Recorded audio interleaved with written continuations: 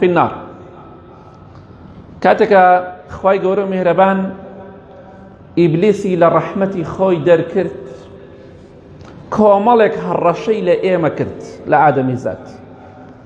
هەڕەشەکانی هاتە دی، یەکێک لەو هەڕەشانەی کە کردی و ئەمڕۆ لە ناو کۆمەلگادا زۆر زۆرە.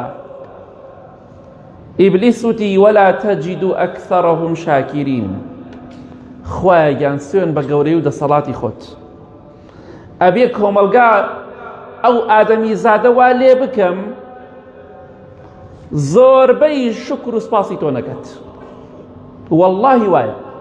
بڕۆ خەڵ بدوێنە گشتی ناشکریەکە. حاشا دلۆر لە ڕووی بەڕێستان فێری درۆکردنیش بووینە. ئێستا کارەبا هەیە یان نییە؟ هەیە. فێر بووینە سێ شتەیە ئینسانە بێ ئاگادار بێ. من دیفاع لە زاڵم ناکەم، زاڵم لە دنیا و قیامەتا ڕسوایە، بەڵام با فێر درۆ نەبین.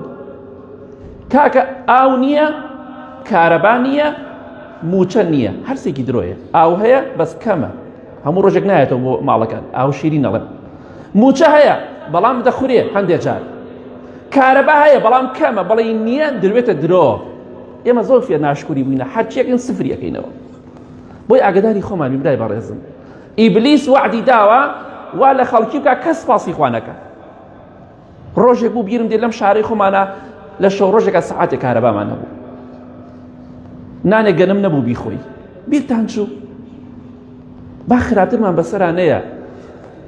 بۆیە ئیبلیس وعدەکەی خۆی هێناوە دی. زۆربەی خەڵکی ئەمڕۆ هەر ناشکری دەکات. ئەوەی هەیەی هاواری دی هەڵساوە، ئەوەی نیەتی هاواری دی هەڵساوە، بەسە ناشکری. با دەمان فێر زیکری خوا بێ و فێری سپاسکردنی خوا بێ. بە سپاسکردنی خوای گەورە، بە سپاسکردنی خوای گەورە نیعمەتەکان زیاد دەکە، بە ناشکریکردنیش نیعمەتەکان کەم دەکە. ئەگەر هەش بێ بەرەکەتی تێدا نییە. خوای گەورە دەفەرمێت لەئین شەکەرتم لەئەزیدەنەکم وەلەئین کەفەرتم ئین عەذابی لەشەدید. ئەمە ئاەتی قورئانە. ئەگەر ئێوە سپاسی خوا بکەن، خوای گەورە بە تەئکید نیعمەتەکانتان بە زیاد دەکەن. ئەگەر ناشکوری بکەن، خوای گەورە دەفەرمێت ئەوە عەذابی من زۆر بە قووەت و بەهێز. ئەمڕۆ خەڵکی ناشکری دەکات. بۆیە خەفەت مەخۆ، مەڵێ بۆ دڵم خۆش نییە. بیر لەوە مەکەرەوە بۆچی دڵخۆشتی، چونکە قەنەعەتت نییە و ناشکری دەکەی. بۆچی خەمباری لەبەرەوەی ناشکری دەکەی. بۆچی ژیانت پڕە لە خەم و خەفەت و کێشە و مشکیلات، چونکە ناشکری دەکەی. چونکە ئەوەی خوا پێتی داوە پێی ڕازی نیت. پێغەمبەری خوا صلی الله علیه وسلم حتا وەفاتی کرد، 3 ڕۆژ لەسەر یەک تێر نان گەرمی نەخوارد، نانی گەنم 3 ڕۆژ لەسەر یەک. ناشکریشی نەکرد، بەڵکو بەردەوام سەجدەی بە خوا ئابرد. ئەگە پێتان خۆشە نیعمەتەکانی خوا لە پارە و پول، لە خۆشی و دڵخۆشی و لە ساغی و هەموو نیعمەتەکانی خوا بەسەرتانەوە زیاد بکە، سپاسی خوا بکە. ئەوەشی زوڵمی لێتان کرد 250تان بخوا، خوا لە دنیا و قیامەت زەلیلی ئەکە و دڵنیا بە ڕۆژێکیش دێ وەری ئەگریتەوە. چونکە پێغەمبەری خوا فەرمێ صلی الله علیه وسلم لە حەدیثی صحیح تەرغیبە، لە ڕۆژی قیامەتە حەقی مێرولەیەک بەسەر مێرولەیەکەوە نامێنێ. مێرولە زوڵمێکی لێ مێرولەیە کردبێ خوا تۆڵی لێکات. بۆیە بێخەم بە زاڵم لە دنیا و قیامەت زەلیلە، بەڵام گرنگەوەی تۆش زاڵم نەبی و ناشکری نەکەی. ئەگەر پێت خۆشە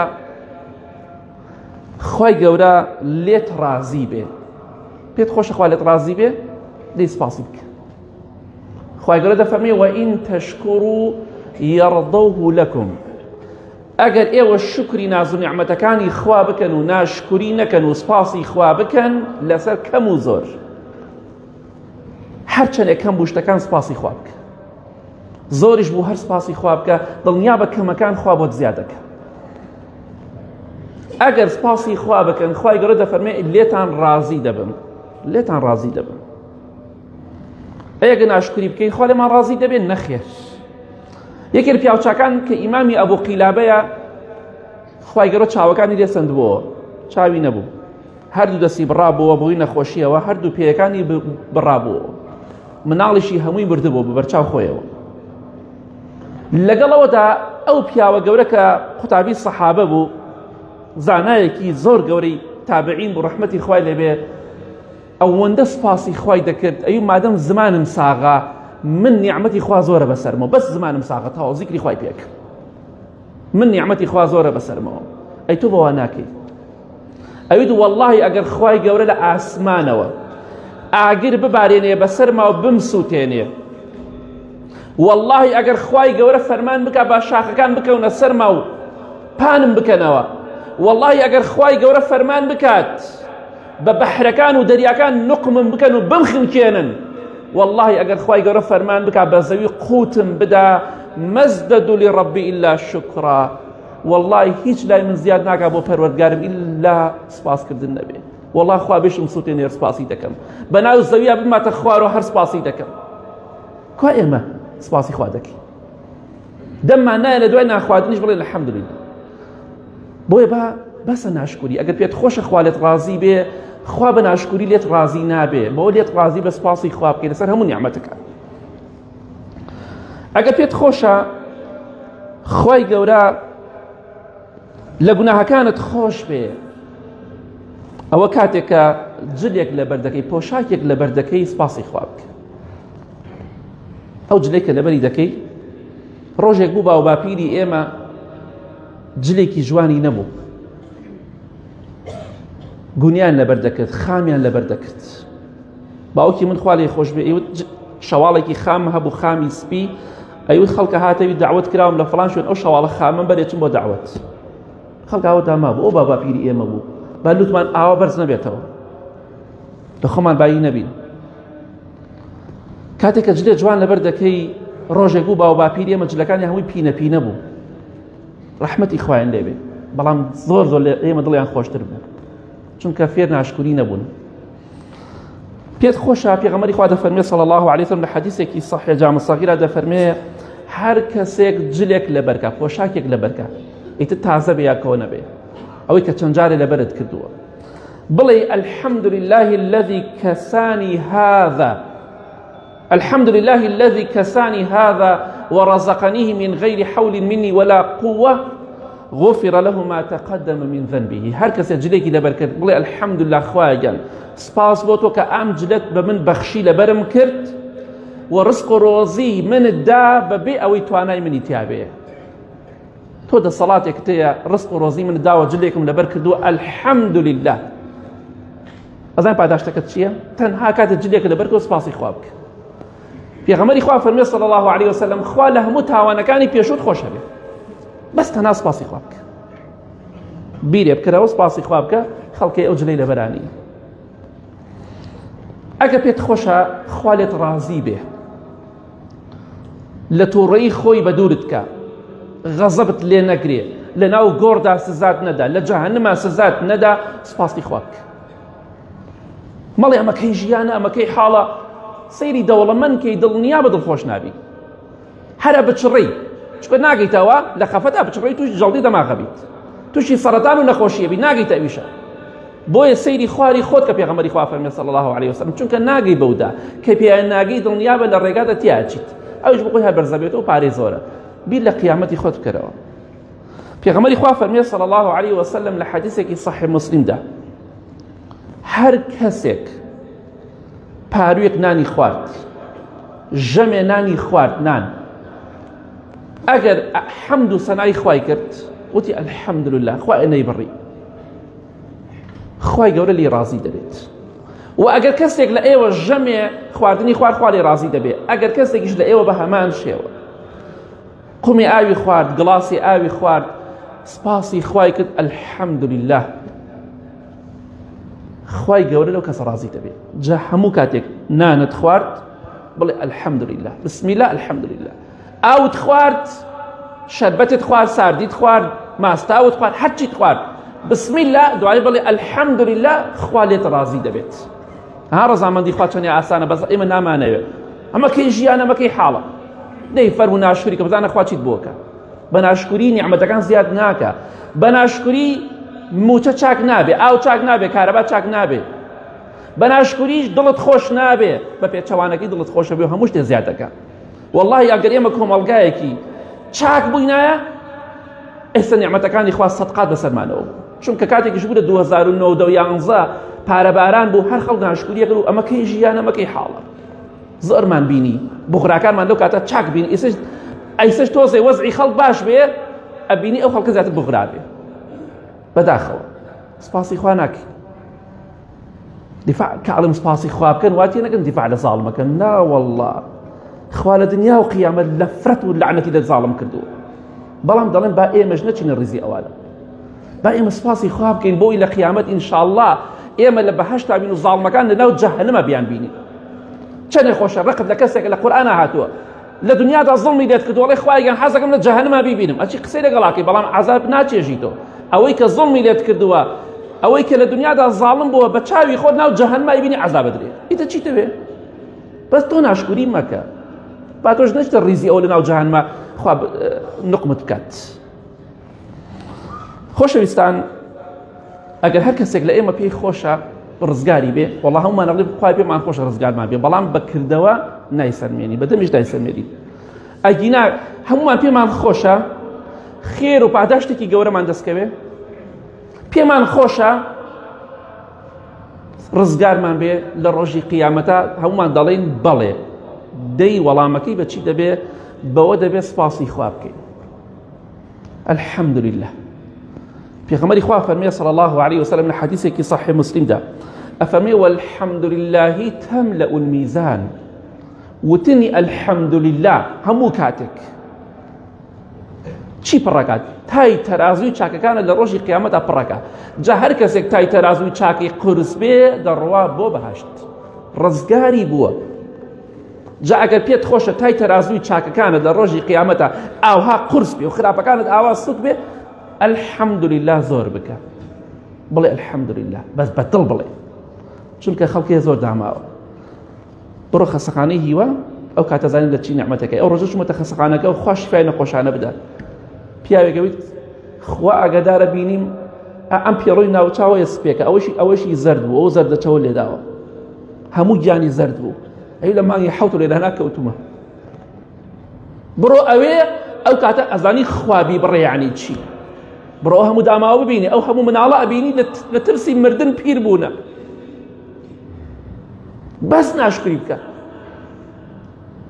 هەزارا کەسەیە بە سەتەها دەفتەر چاک نابێ وەکو تۆ بتوانێت بڕاتە ڕێوە چەند جار باسمان کرد برادەرێک ئەیوت چارەسەری نەخۆشیەکەم هەیە دەست و قاچم ئیشکا بە 250 دەفتەر لە ئوردن 250 دەفتەر لێی ئەسێنن تەنها دەست و قاچی بکەوێتە ئیش وەکو من و تۆ تۆش هەر ناشکوریەکەی دەی ئەوەی زڵمی لەکردی هەواڵەی خوای کە بینێرەوە قیامەت دڵنیا بە هەر دنیا هەروە بووە هەموو کاتی زاڵم هەر زڵمیان لە خەڵک کردووە تەنیا تۆ نیت زڵم لێکراوە پێش تۆش هەروە بۆ دوای تۆش هەروە بێت بەڵام گرنگەوەی ئەوەی زاڵم بە ئێستا بخۆی ئەوەی کە مردووە بخۆی لەناو هاوار و واوەیلا و جەهەنەمایە و ئەوەشی مەظلوم و ئەهلی ئیمان بوو بخۆی لە بەهەشتا ئینشاءڵڵا کەواتە بەس مەظلوم ئەیباتەوە زاڵم دۆڕاوە دڵنیا بنەوە بەڵێ پێغەمبەری خوا فەرمی صلی الله عليه وسلم وتنی سبحان الله والحمد لله نێوان ئەرز و ئاسمانت بۆ پڕەکە لە خێر و چاک بس بڵێ سبحان الله والحمد لله بس بڵێ سبحان الله وبحمده تەنها بڵێ سبحان الله العظيم وبحمده الحمد لله بکەن نێوان ئەرز و ئاسمان چەندێکە هەر هەمووی خوا بۆ پڕەکە لە خێر و چاک دەی تۆ ئەگەر بچی نوێژی جەنازەیە بکەی بەقەت شاخی خێری دەسەکەوێ بەڵام ئەگەر سپاسی خوا بکەی نێوان ئەرز و ئاسمانت بۆ پڕەبێ لە خێر و چاکە دەی ئەگەر پێت خۆشە سەرکەوتوبی سپاسی خوا بکە فێر بە ناشکوری مەکە لەسەر هیچ شتێک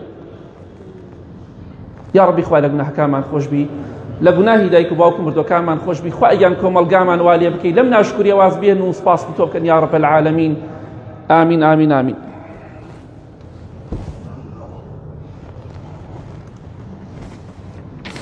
الحمد لله والصلاة والسلام على رسول الله وعلى آله وصحبه ومن والاه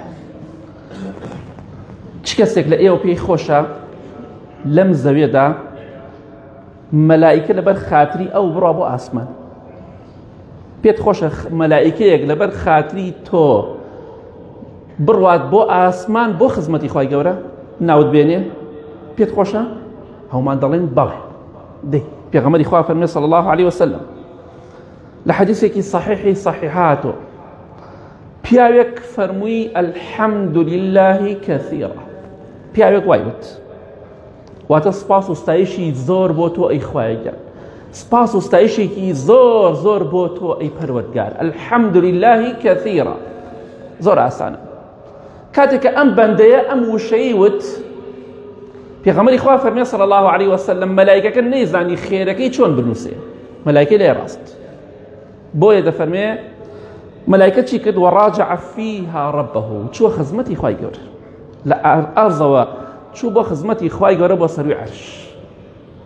فەرمی ئەی پەروەردگارم، بەندەیەکی تۆ فەرمی الحەمد لله كثيرا نەمزانی چۆن پاداشتەکەی بنووسم، ئەوەندە گەورەیە. پەروەردگاریش فەرمووی ئەو زۆر سپاسی منی کرد، تۆش پاداشتەکەی زۆر زۆر گەورە بۆ بنووسم. ها چەندێک گەورەیە سپاسی خوا بکەی.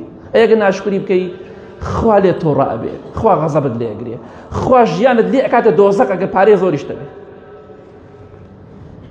بۆیە بەڕێزم سپاسی خوا بکە. ئەوە چی نعمەتێکە تەنها بڵێ الحەمد لله كثيرا، مەلایکە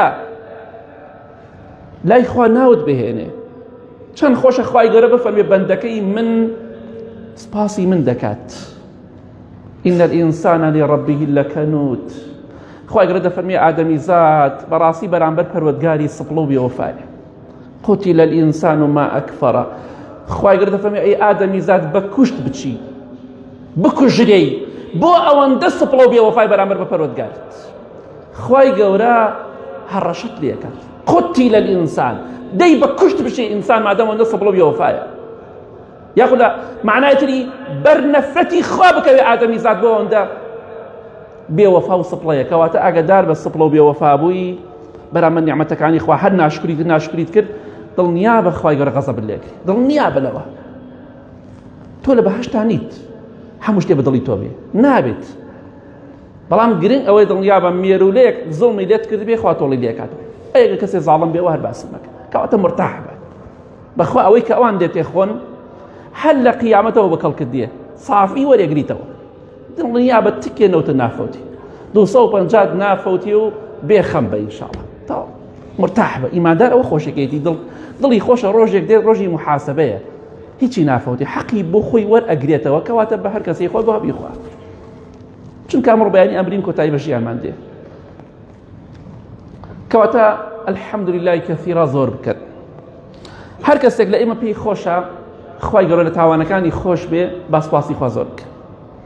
پێغەمبەری خوا فەرمێ صلی الله عليه وسلم لە حەدیثێکی صحیح جامع صغیرە ئەفەرمێ هەر کەسێک خواردنێک بخوا وتی الحمد لله الذي أطعمني هذا ورزقنيه من غير حول مني ولا قوة.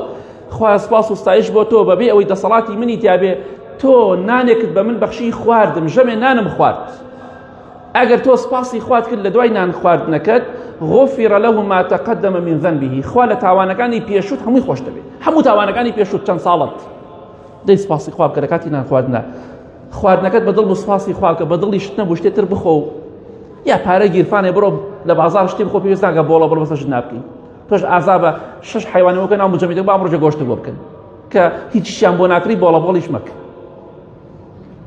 بەداخەوە هەیە هیچ ناکری بۆ ماڵ مناڵەکە ئەنجا ئەم خواردنە چییە؟ ئێدە جەناب بڕۆشت کڕە بڕۆ مجەمیدەکە پڕکە ئەو کاتە قسە بکە. ژنەکەت ملیۆنە 500 زار بەدەستیەوە با خۆی شت بکڕێ بە دڵی خۆی مەسرفی ماڵ بکە ئەو کاتە قسە بکە. بەڵام تۆ هیچ لە بارانیە قسە بۆکەی بەداخەوە داوای گۆشتەکە گۆشتی لە ماڵەکەیان گۆشتیش ناکرێ خر نابێشتیوە. ئینسان ببیرێ دەخۆی بکاتەوە.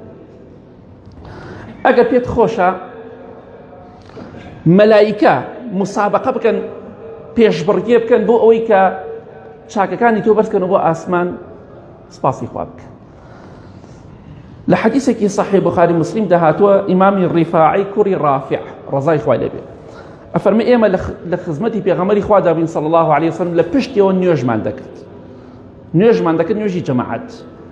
کاتێک کە خۆشەویستی خوا صلی الله عليه وسلم فەرمووی سمع الله لمن حمده، پیاوێک لە دواوە فەرمووی ربنا ولك الحمد حمدا كثيرا طيبا مباركا فيه. ئەوەن دەیوت زۆرمانە بەرمان الحمد لله حمدا كثيرا طيبا مباركا فيه. سمع الله لمن حمد زن يعني چی؟ يعني اوي سپاسی خوا بکا خوای گەورە سپاسەکەی دەبیستێ ئەمە یەک. سەمیع بە معنای بیستن دێ بە معنای وەڵامدانەوەیش دێ واتە ئەو کەسەی سپاسی خوا بکە خوای گەورە سپاسەکەی دەبیستێ و خوای گەورە دوعاکانیشی قبول دەکات.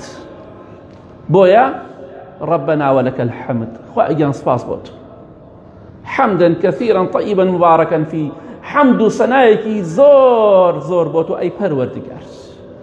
جا کاتێک کە ئەم پیاوە ئەمەی وت دوای سەمیع الله ئەمەی زیاد کرد ربنا ولك الحمد حمدا كثيرا طيبا مباركا فيه. پێغەمبەری خوا صلی الله عليه وسلم سەلامی دایەوە فەرمووی ئەوە کێ بوو ئەو وشەیەی وت حمدا كثيرا طيبا مباركا فيه ئەوەی زیاد کرد دوای سەمیع الله کە پیاوێک فەرمووی من بووم فەرمووی وەڵاهی سەرم سڕما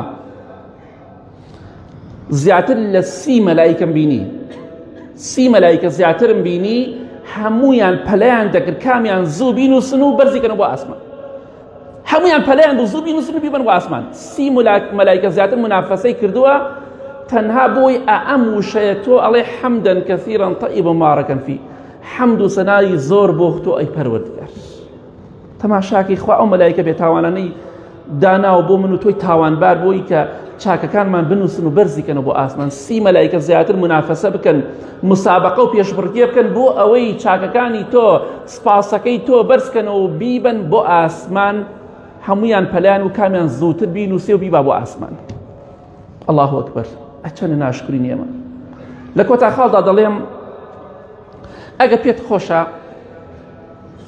خوای گەورە سپاس و ستایشێکی زۆرت بۆ بنووسێ پاداشتێکی زۆر گەورە وەرگری بەپێی قورئان بەپێی حەدیث هەرچی لە ئەم بوونەوەرە هەیە ڕۆحدار و بێڕۆح هەمووی سپاسی خوا دەکە هەمووی زیکری خوا دەکە. لە قورئانە باس کراوە بەخوا دارە بەردە ئاوە خۆڵە هەتا سێبەرەکان سێبەری مرۆڤەکان خوای گەورە دەفەرمێت سێبەرەکانیش سێبەری دار و مرۆڤەکان و هەموو شتێکیش هەمویان سەجدە بە خوا دەبن.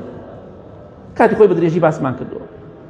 جا ئەگەر پێت خۆشە بەقەت هەموو سپاسی مەخلوقات خوا خێرە بۆ بنووسێ گیان لەبەر هەمووی سپاسی خوا دەکات دار و بەر سپاسی خوا دەکەن مەلایکە سپاسی خوا دەکەن جنۆکە سپاسی خوا دەکەن مێر و لەو هەرچی گیانلەبەری بچووکشەی هەموو سپاسی خوا دەکەن. ئەگەر پێت خۆشە خوای گەورە بەقەت هەموو سپاسی ستایشی مەخلوقات سپاست بۆ بنووسێ ئەم زیکرت لەبیر نەچێت.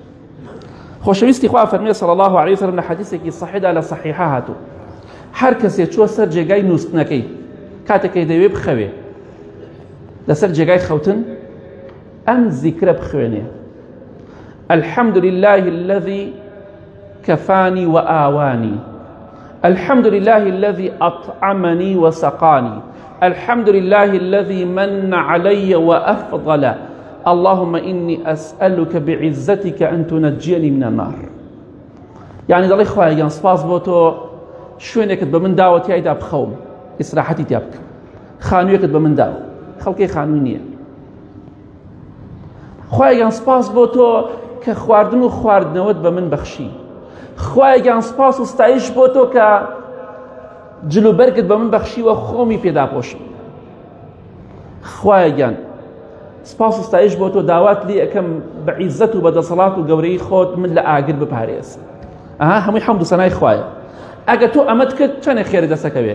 پێغەمبەری خوا فەرمی صلی الله عليه وسلم فقط حمد الله بجميع محامد الخلق كلهم ئەوە خوای گەورە بەقەت پاداشتی هەموو سپاس و ستایشی مەخلوقات هەموو بوونەوەری خوا کە سپاسی خوا دەکەن چەندێ پاداشتی هەیە تۆ تەنها ئەوەنە پاداشت دەسەکەوێت تەنها سپاسی خوا ئەی خوای گیان سپاس بۆ تۆ دەخەوم لەشم ساغە خەڵکێ لەبەر ئازار خەوی نییە خەڵکێ لەبەر دوژمنداری خەوی نییە خەڵکێ لە خەم و خەفەتە خەوی نییە دەی سپاسی خوا بکە بخۆ لەسەر جێگاکەت دەخەویت بە جلێکی ماڵەوە دەخەویت سپاسی خوا بکە خەڵکی حرەسی هەیە سپاسی خوا بکە تۆ پاشایی بۆ خۆت ئەڕۆیتە هەر شوێنێ ئەسوڕێتەوە ترست نییە خەڵکێ ناوێت لە ماڵەکەی دەچێت بێ 5-6 نەفەر 10 نەفەر لەگەڵ یابێ ئەم لاولای لێ بگرن ئەوە کێ ژیانە ڕۆژێکش دێ مەلەکەل مەوت دێن نەحساب بۆ حرەسەکە و نەبوو هیچ کەس ڕۆحی گەشە ئەڕوات تاو کەواتە ئاگاداری خۆت بە سپاسی خوا بکە. لە کۆتاییدا دەڵێم بەسە ناشکوری سپاسی خوا بکەن لەسەر هەموو نیعمەتێ. ئەوەش دەڵێم زاڵمیش چی بەرامبەرتان بکات دەسەڵاتدار بێ یا بێ دەسەڵات بێ و خزمی خۆشت بێ دراوسەی خۆشت بێ زاڵم بێ خوا لە دنیا و قیامەت زەلیل ئەکا و ڕسوای دەکات دڵنیا بنەوە بێخەم بن ئینشاءڵڵا. بەس تۆ سپاسی خوا بکە خوای گەورە هەموو ئاواتەکانت دێنێتە دی ئینشاءڵڵا لە دنیا و لە قیامەت. اللهم اغفر للمؤمنين والمؤمنات والمسلمين والمسلمات الأحياء منهم والأموات من أهل السنة والجمعة والجماعات. يا ربي خوايا شفاء نخوشكان من بدي بتايبتي أواني داوي دعاء خير يعني كدو يا ربي خوايا وما لبكي بردوام سپاسي توبكين خوايا جان سپاس بو تو باران خوايا جان زياتر من بو بارينا خوايا لنا شكري بدور مان كأواني كيشو مشكلاني خوايا بويان حلكي بويان آسان كي أواني نخوش خانة كانوا لمالا وخوايا شفاء بدي خوايا جان يمني آرامي ولات من بباريزي خوايا جان لێت ئەپاڕینە و لێمان خۆش بە لێمان ڕازی بە خوای گیان ئاخرمان بەخێر بگێڕە وامە لێ بکە بەردەوام سپاسی تۆ بکەین. ئامین ئامین ئامین وصلى الله على محمد وآله وصحبه أجمعين.